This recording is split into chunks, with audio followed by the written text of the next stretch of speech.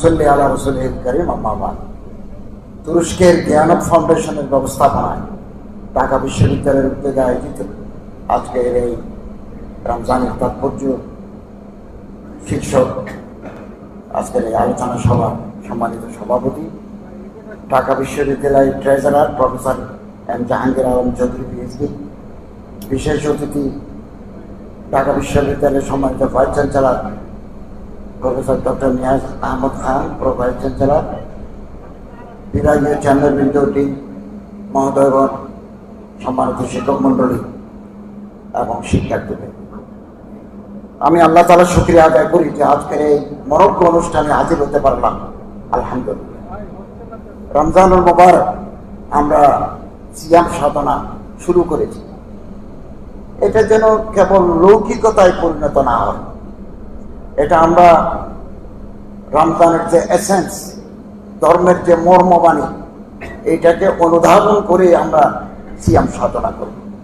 এতে করে আমরা সংযমী হব, আমাদের জীবনে বিভিন্ন বাঁকে পরিশুদ্ধি আসবে এবং এটা নৈতিকতার জাগরণ আমরা ঘটাতে পারব।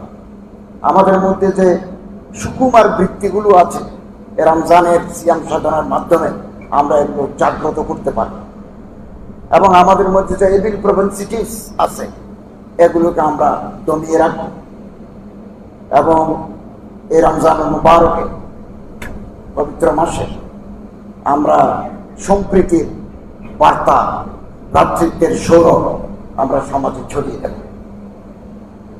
দেশ পরিচালনার দায়িত্ব পেলে লুটিপুটে খাওয়ার যে অশুভ মানসিকতা, এটা থেকে আমাদের বেরিয়ে আসতে হবে রমজানকে সামনে রেখে।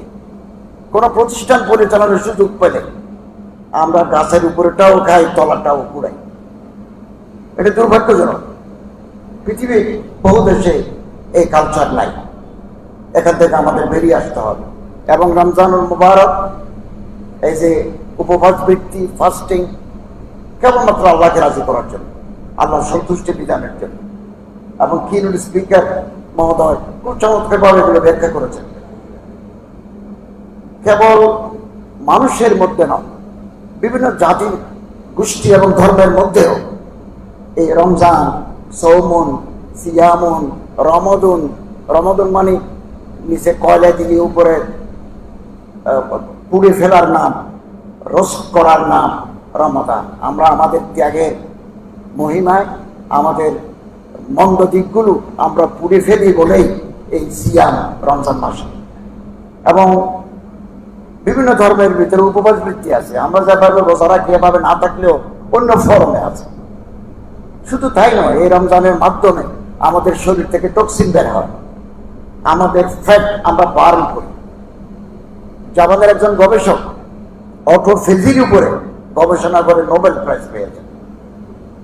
এবং শীত প্রধান দেশে এই যে কাঠবিড়ালি, শীত আসলে 4-5 মাস গর্তের ভিতরে প্রচুর খাদ্য নিয়ে গর্তের ভিতরে ঢুকে, বিভিন্ন প্রজাতির কাঠবিড়ালি, এবং তারা 4-5 দিন টানা ঘুমায়।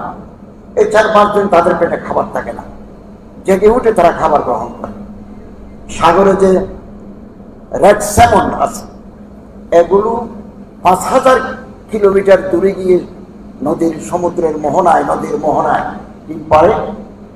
ওগুলো যখন পোনা হয় তখন সমুদ্রে নোনা পানিতে চলে আসে। এই যাত্রাপথে তাদের যে দীর্ঘ অভিযাত্রা, এ পথেও তারা আহার করে কম। অতএব আসুন আজকের এই